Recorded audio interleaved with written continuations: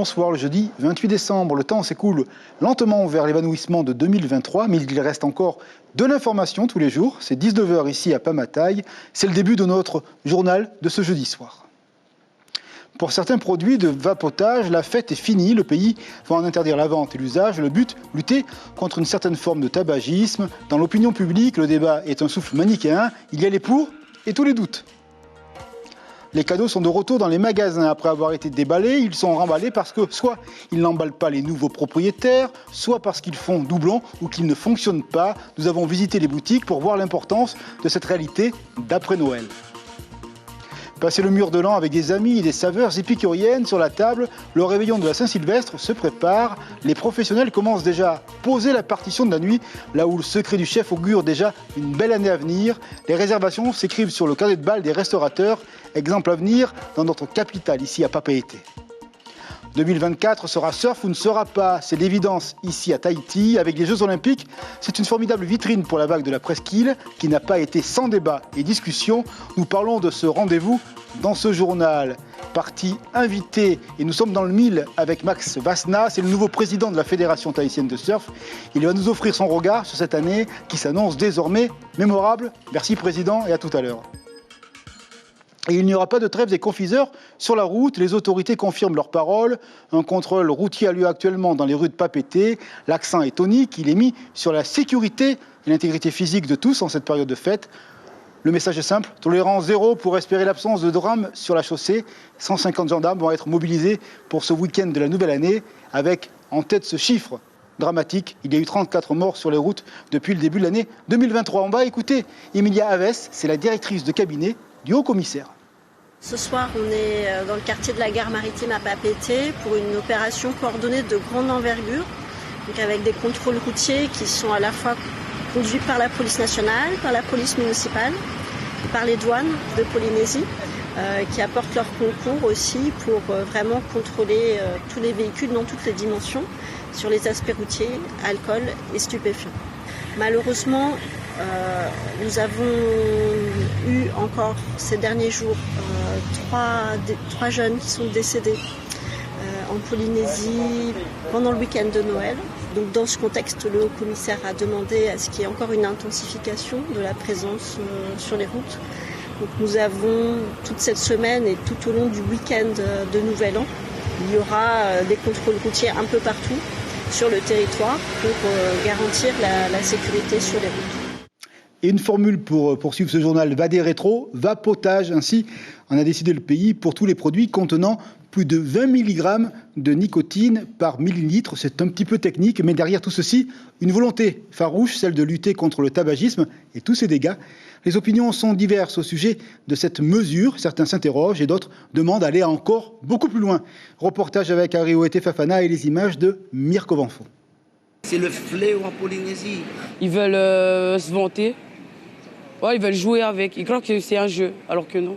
Alors moi, j'ai l'impression que ça me déstresse. Paraît-il que c'est dans la tête, mais en tout cas, pour moi, j'ai l'impression que c'est un déstressant. Ils sont exposés comme des œuvres d'art et très consommés par les jeunes. Incessamment sous peu, seuls les produits contenant moins de 20 mg de nicotine par millilitre resteront sur le marché. En un mois, ce Vapo Shop écoule une centaine de flacons. Les revendeurs pourront être les premiers impactés, mais pas que. C'est très difficile pour nous. Hein, que déjà, on doit forcément contacter nos fournisseurs. Et ça, c'est pas évident, quoi. Ça va vraiment changer. Hein. Ça va vraiment diminuer parce qu'en fait, les gens ils aiment ce goût de nicotine. Ça les consacre un petit moment où ça peut les détendre. Moi, j'ai besoin de pas mal de nicotine. Je suis justement en train d'essayer d'arrêter de fumer. Donc j'ai besoin de ma nicotine. Donc tout de suite, je pense que ça va avoir un impact. J'ai peur justement de retourner à la cigarette finalement.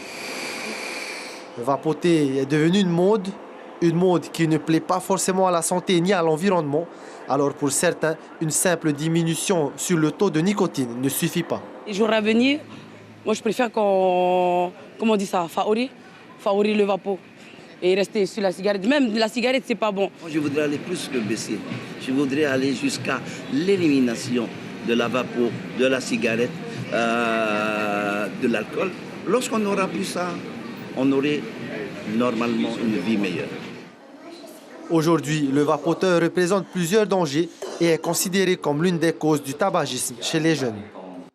Il faut contrôler la réglementation au niveau des jeunes et des adolescents parce que souvent les adolescents commencent par la cigarette électronique, ils finissent par une cigarette normale. Et la dernière chose, c'est qu'on commence à avoir des données comme quoi il existe des phénomènes de toxicité importantes au niveau de l'usage de la cigarette électronique.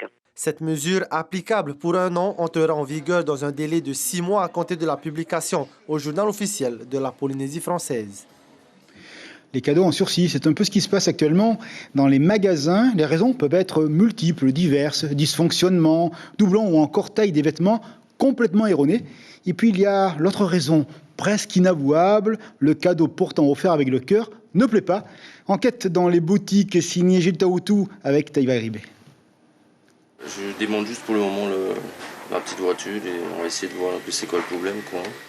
Un fil électrique défaillant, un fusible qui a lâché, une pièce manquante, c'est le type de faille qu'il peut y avoir sur des pièces à monter ou des jouets électriques. Dans cette boutique, quelques articles ont été déposés au service après-vente quelques jours après Noël. Des fois, c'est des défauts de fabrication du constructeur. Des fois, c'est les piles qui sont pas de bonne qualité, donc on procède à l'échange des piles. Après, on n'a pas eu d'autres gros soucis particuliers. D'année en année, c'est vrai que nous, au niveau de la recherche de nos fournisseurs, on essaie de justement avoir les meilleures qualités produits. Donc, de ce fait, on a de moins en moins de retours en magasin.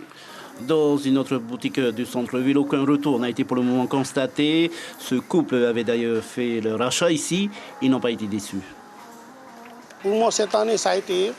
Par rapport aux voitures, par exemple, j'ai pris une voiture télécommandée, c'était bon, tout était complet. Voilà. Il n'y avait pas eu de souci par rapport à ça. Tu as été méticuleux cette année, bien vérifié avant d'acheter. Voilà, c'est ça. Et par rapport au magasin, tu les demandes de vérifier tout. Et, voilà. Et après, les magasins, ils retirent le cadeau. Hein, il vérifie tout. Tout a bien marché, il n'y a rien qui déconne. Le souci quand on offre un cadeau, c'est qu'on a des surprises, mais cette année, ça a été une bonne surprise. Ah oui, ça a été une bonne surprise parce qu'il n'y a pas eu de défaut au niveau des jouets. Pour chaque retour en boutique pour défaut de fonctionnement ou autre cas de défaillance, vous devez vous munir du ticket de caisse ou de la facture de l'article acheté. Les fêtes continuent, nuit pour regarder demain, avec les yeux chargés d'espérance et le plaisir des papilles en partage avec les amis et tous les proches. C'est le réveillon de la Saint-Sylvestre qui se prépare en coulisses, mais gourmets et cotillons. Tout cela vaut bien une course aux réservations. Exemple dans les restaurants de la place avec Ismaël Tayata et les images de Jacques Damour. Une lune de miel sous les meilleurs auspices. Thierry s'est marié hier. Ses enfants et lui ont fait le déplacement de la Martinique pour rejoindre Madame en poste à Tahiti. Ils fêteront la Saint-Sylvestre au Fénoua. Comme nous savons que la Polynésie, c'est un très beau territoire avec une grande diversité, nous avons décidé de passer le jour de l'an à Bora Bora. Absolument, un hôtel avec une fête, spectacle, vraiment pour profiter et vraiment prendre le temps de découvrir différents territoires de la Polynésie. En général, oui, toute la nuit jusqu'au matin, puisqu'il faut quand même attendre le minuit pour bien fêter et commencer la nouvelle année. Une belle carte au menu, ici 80% des tables sont prises. On a un buffet. Ce buffet, il est composé de plats chauds, comme il y aura des escalopes de Ohio à la sauce vanille, on aura des pintades, on aura des filets de bœuf Wellington, magret de canard. On aura aussi des moules, un peu de gratin, des poulets de Copagnol et des frites steakhouse. Une salle climatisée, une ambiance feutrée pour soirée chic. Une 50aine de convives ont réservé leur place pour le jour de l'an. Quelques clients locaux, mais surtout beaucoup de touristes étrangers. Ce restaurant bistronomique proposera une cuisine raffinée et inventive. On propose un menu avec une mise en bouche, une entrée, un plat, un dessert avec une assiette de fromage. On va essentiellement se baser sur les fruits de mer, un carpaccio de langouste, ou une mise en bouche comme des verrines de crevettes et compagnie. Voilà. Ouais. C'est le coin préféré des fêtards de la côte ouest. L'accueil y est chaleureux. 150 couverts sont prévus. Les réservations sont clôturées depuis 2 semaines. La carte est pas mal et les prix sont très bien. Et on a un service du personnel qui est vachement fantastique, qui sont accueillants et qui ont la joie. C'est ce qu'on demande pour une fin d'année.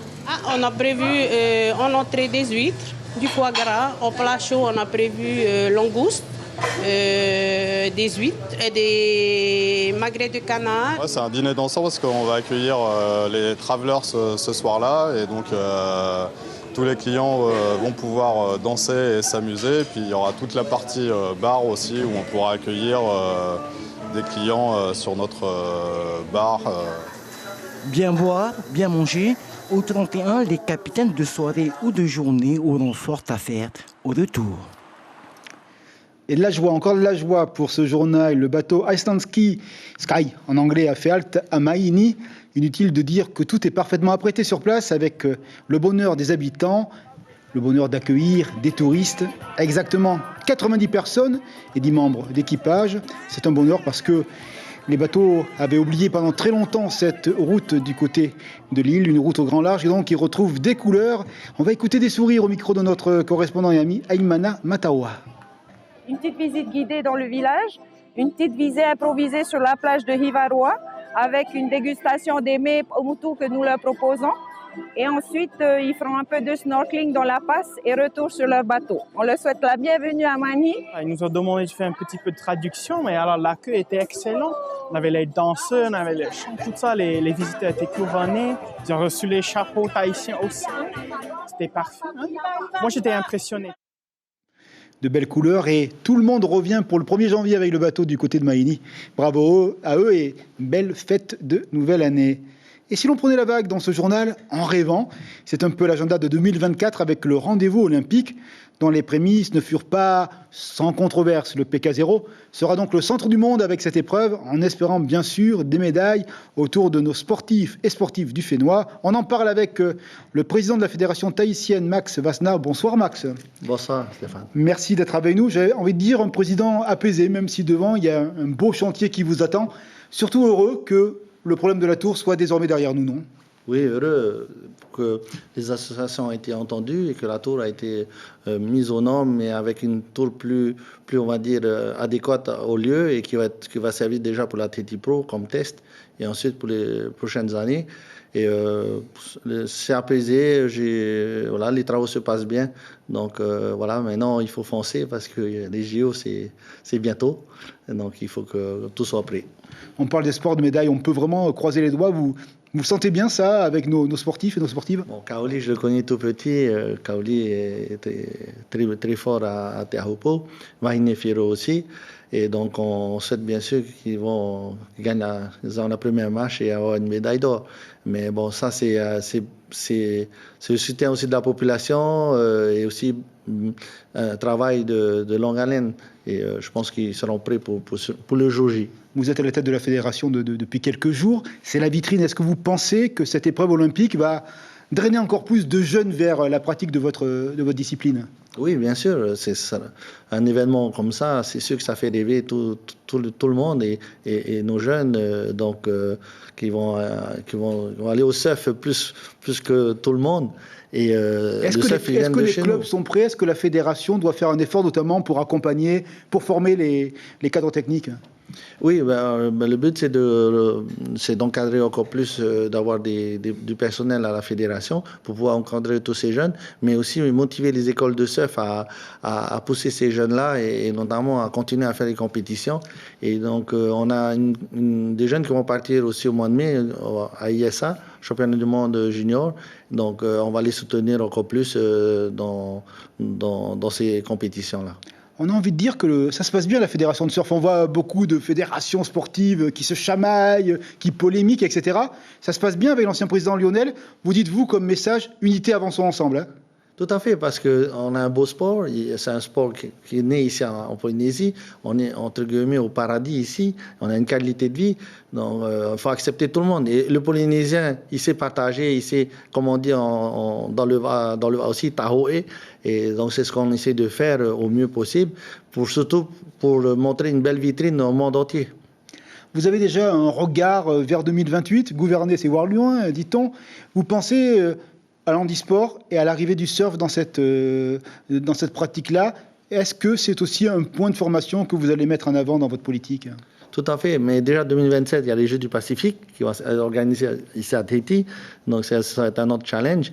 Et 2028, oui, effectivement, les prochains Jeux olympiques seront aux États-Unis. Ils comptent mettre le handi surf. Donc, on aimerait bien faire une petite équipe de handi surf, voir avec la Fédération française de surf aussi, et pourquoi pas avoir nos champions handi surf polynésiens dans les prochains Jeux olympiques. Vous avez l'habitude d'organiser des épreuves importantes, on l'a vu en 2016 avec le bodyboard. Ça fait quoi d'être président de la fédération, d'être un enfant de la presqu'île et demain d'accueillir tous ces champions olympiques chez vous ? Devant la vague de votre enfance, je suppose que le cœur, ça commence à battre, non ? C'est sûr qu'il y a une fierté aussi d'être devant toute sa famille. Et je pense qu'aujourd'hui, il faut que je relève le défi, mais avec mon équipe aussi de Conseil fédéral et tout le monde du surf et la population surtout, pour adhérer et faire en sorte que ça soit une belle fête et que en Polynésie, on sait recevoir, mais aussi on a des grands sportifs et on va leur montrer qu'on a de très grands sportifs chez nous. Merci beaucoup, Président, de votre présence sur ce plateau. Bonne fête et on va se retrouver régulièrement, sans aucun doute, au long de l'agenda 2024. Oui, bonne fête et une bonne année à tout le monde. Et bon retour chez vous à la presqu'île alors. Merci. Direction le Caillou, le nouvel A320 Neo d'Air Calin a posé ses roues sur le tarmac de l'aéroport de la Nouvelle-Calédonie. Son petit nom, il est simple, il est charmant. Nouméa. Un avion qui vient compléter la flotte de la compagnie. Ces dernières possèdent également 4 appareils pour desservir son réseau avec l'objectif d'aller désormais jusqu'à Paris d'ici 2026. Passeport technique de l'appareil avec ce reportage signé Laura Chintou et les images de Claude Lindor. Un accueil en grande pompe pour le tout dernier né de la flotte Air Calin. Baptisé Nouméa, l'appareil est quasiment identique à son prédécesseur Tibarama. Il opérera sur les vols moyens courriers du réseau Air Calin. Il y a juste quelques nouveautés au niveau des radios et quelques systèmes internes à l'avion. C'est un avion qui est extrêmement économique au niveau carburant, on va dire jusqu'à à peu près 25% d'économie par rapport à un avion de vieille génération. Et donc, qui dit aussi une économie de carburant, dit moins de carbone dans l'atmosphère utilisée. Voilà. Donc, plus éco-friendly, comme on dit. La grande particularité, c'est son convoyage de Toulouse à Tontouta. Il a été effectué à l'aide de 5% de carburant SAF, un carburant d'aviation produit à partir de ressources non fossiles. Il s'agit de déchets organiques, comme les huiles végétales usagées ou les résidus de bois. Un de nos objectifs, c'est de pouvoir réduire la consommation, en tout cas l'impact carbone du carburant au sein de notre compagnie. L'arrivée de cet Airbus met fin à la période de convalescence de la compagnie. Air Calin retrouve sa flotte d'avant la crise sanitaire, avec 4 avions en service. Nous allons également pouvoir bénéficier de la fiabilité de cette flotte, puisque en cas de problème technique, nous pouvons forcément switcher, alors que précédemment c'était difficile. Donc nous assurer finalement de la continuité dans certains cas de figure, type panne moteur ou type problème technique divers et variés. La compagnie a profité de cet événement pour annoncer ses ambitions pour 2026. On a travaillé avec l'équipe depuis plusieurs mois pour envisager le Nouméa Paris par nos propres moyens. C'est une opération qui va s'ouvrir dès 2026 avec forcément un nouvel aéronef qui sera réajusté par rapport à nos A330 Neo actuels qui ne peuvent pas le faire en une étape. Donc nous sommes actuellement en discussion avec les avionneurs pour voir quel type d'avion peut nous permettre d'atteindre cet objectif. Mais pour l'instant, place au dernier né de la flotte dont nous ne connaîtrons pas le coût exact, seulement une fourchette de prix très vague, entre 5 et 10 milliards de francs pacifiques. C'est quasiment la fin de ce rendez-vous d'information sur la première en langue française. Rappel de l'information principale de la journée.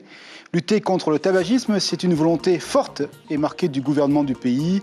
Une nouvelle mesure va rentrer en vigueur, l'interdiction de certains produits liés au vapotage en fonction de leur teneur en nicotine. Certains applaudissent, d'autres s'étonnent. Voilà donc pour cette information liée à la santé. On va s'intéresser sur ce qui nous attend sur les écrans de la première pour cette nuit avec un film, Le Grand Jeu, Le Monde du Poker, une histoire liée à une histoire vraie, vous le verrez. Et puis après, du théâtre avec la présence du regretté John Mayret sur les écrans de la première. Merci donc de votre fidélité. L'information à la radio demain matin, toujours le même duo pour cette semaine de vacances, Abinera et notre jeune consoeur Souliane. On va s'intéresser maintenant à Tahiti Info. Voilà, on s'intéresse également au sport, le fulgurant succès du paddle. On termine ce journal avec ce rendez-vous que vous attendez, les vœux de la population. Belle soirée sur la première et à demain soir 19h pour le journal en langue française. Merci à vous. À demain soir. Je souhaite beaucoup de bonnes choses à tous les Polynésiens et ne pas oublier de respecter la nature, ce sera important en 2024. Donc tous mes meilleurs vœux à toute la Polynésie. Soyez heureux, hein, profitez avec votre famille et bonne fête à tous. Que tout aille bien, que tout le monde soit béni et que cette année 2024 soit le meilleur des autres. Allez jusqu'au bout de vos rêves et essayez d'atteindre vos objectifs pour les années.